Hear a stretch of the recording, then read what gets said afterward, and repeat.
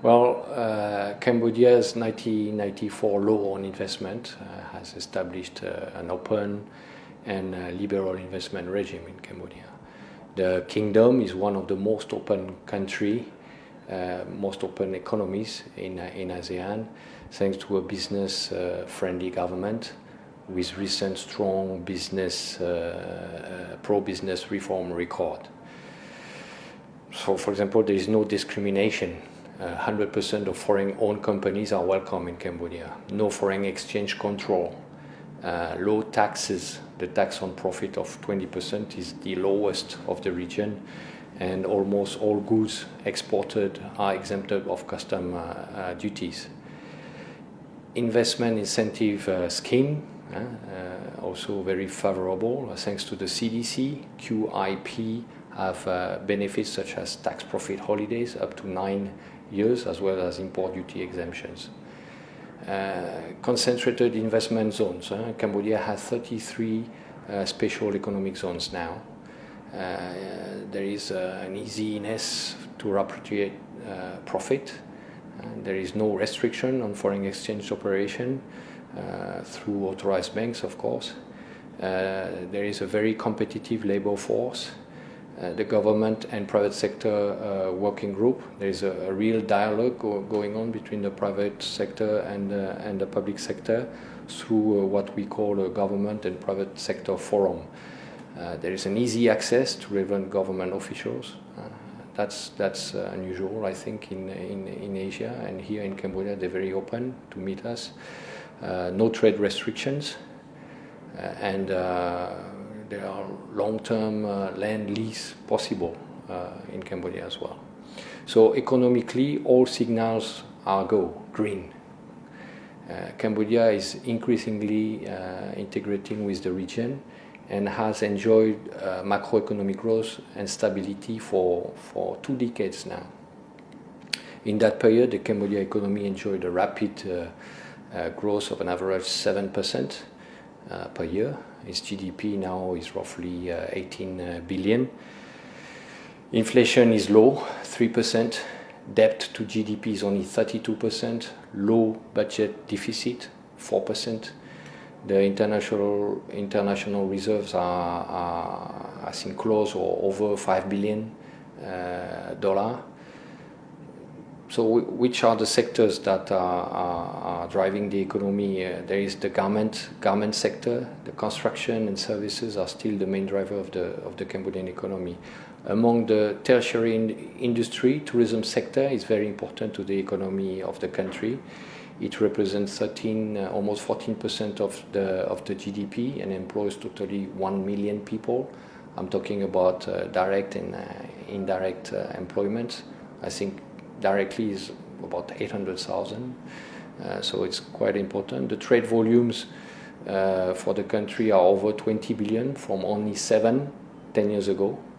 Export to EU countries account for 4.5 billion, mainly in textile and clothing. The European FDI flows to Cambodia is close to 2 billion in stock. However, I think approved investment by CDC now for Europe is about 3.7 billion. That would place European investment third behind China, which has, I think, in stock or approved 11 billion in investment, and then Korea 4.4, and then is followed by Malaysia, Vietnam, and the US. So the total foreign investment in Cambodia, if I'm not wrong, is around 22 billion.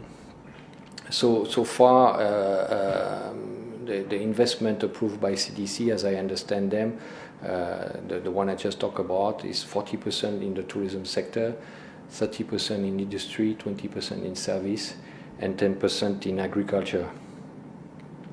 Where are the opportunities for interested investors to come to Cambodia?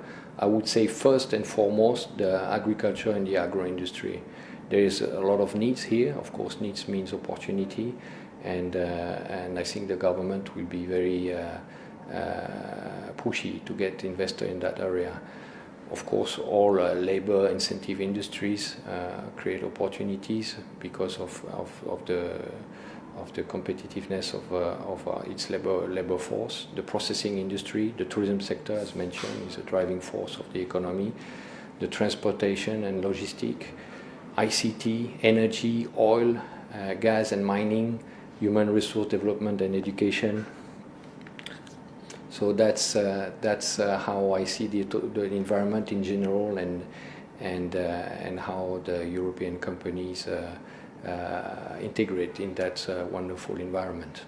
CDC is a sole and one-stop service organization that help to reduce or exempt the taxation and helps to coordinate the administrative part for investor with different ministries, and there are many ministries. So CDC is really the body that helps around the table to have all the ministry and deal with the project. So that's a very good organization. So they provide information and receive applications from investor. They evaluate and approve project, of course, but you need to have a certain level of investment, of course, to apply. They provide custom duty and tax exemption. They deliver visa and work permits. They help register qualified companies, and it's a real.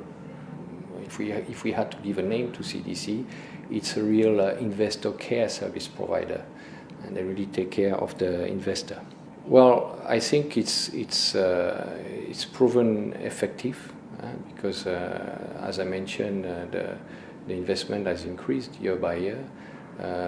Last year we were close to $1 billion or over $1 billion. I'm not sure. I haven't seen yet the confirmed figure. $1 billion in investment in Cambodia. It's a lot. It helps a lot for its development. Who are the European investor in Cambodia? The EU investor in Cambodia are mainly French, German, British. We have a few Italian and Dutch investors. To these dates, the chamber that I have the honor to lead have members, about 300 members. 50% of those members are SME and 50% are larger corporations. The predominant sector of investment for the European company now are in tourism and service. According to the increasing level of purchasing power among the middle class in Cambodia, there are significant opportunity for European company to increase the value of its export to Cambodia. In 2013, the total was about 240 million, for example. That's the figure I have in mind. Cambodians are being exposed to foreign brands now. Their lifestyle choice and will demand more option and greater quality. We can see it almost every year. New brands coming in, franchise in F&B, clothes, cosmetics, F&B goods as well. So I think several European brands have already developed an activity in Cambodia, in industry also such as automobiles, fashion, cosmetics, pharmaceutical, household appliances. For the moment, the goods imported feel a specific need for a specific Cambodian elite, right? First, the European Union and Cambodia have a long-lasting relation, as the EU is the largest trading partner now of Cambodia, and we are potentially the third investors in the kingdom. Since Cambodia integrated the ASEAN market, has done improvement on reforms, political stability, investors are attracted, but the foreign direct investments still remain small for European companies.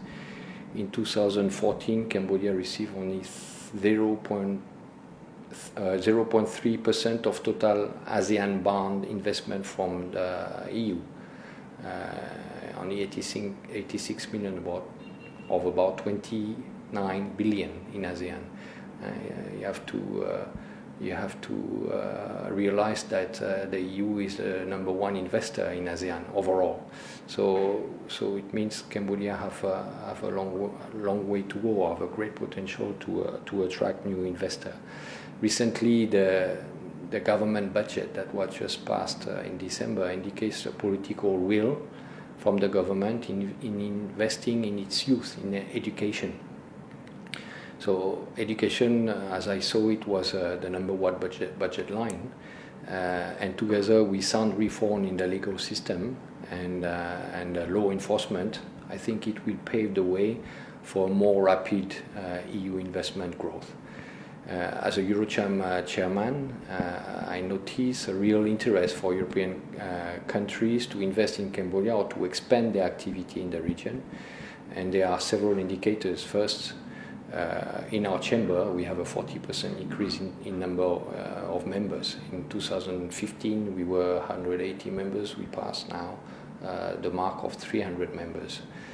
Second, our outreach program is designed to invite,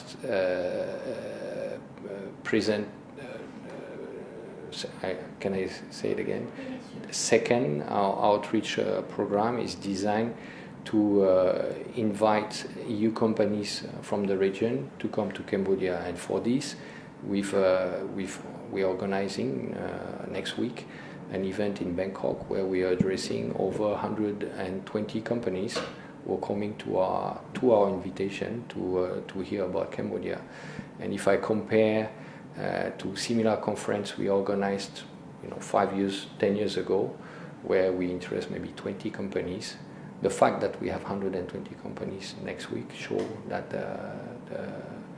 the perception of the country outside of its border has changed positively. So now we have really to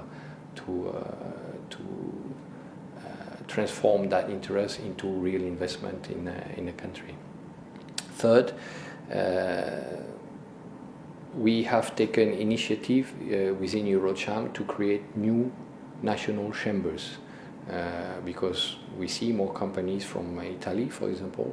So currently we are working to create the Italian Chamber of Commerce, and also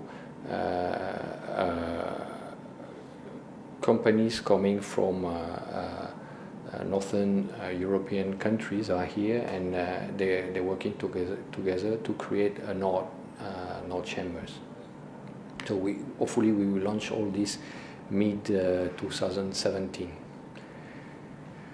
Finally, to answer increasing demand and to be more efficient, EuroCham with CDC is working on implementation of EU desk to become an efficient bilateral interface for trade and investment between the two countries. So if I can to conclude, and I've been here for 20 years, and I see the pace is increasing. I'm still very bullish on reason to invest in Cambodia. And to sum up of everything we discussed, I would say that there is a macroeconomic stability, a real pro-business government that is unequal outside in ASEAN, competitive investment incentives, this one-stop service investment promotion agency, the CDC, preferential access to regional and world markets, investment protection is good, can be better, and we have this dialogue with the government to make it better. Efficient infrastructure and strategic location, a sound financial sector, abundant resource, labor, land. So Cambodia is the place to go now. I think the government is engaging itself in reforms that are necessary to speed up Cambodia's development, to catch up with other countries, and we are catching up, and that's, I hope it will continue, and it will go further and accelerate even more those reforms.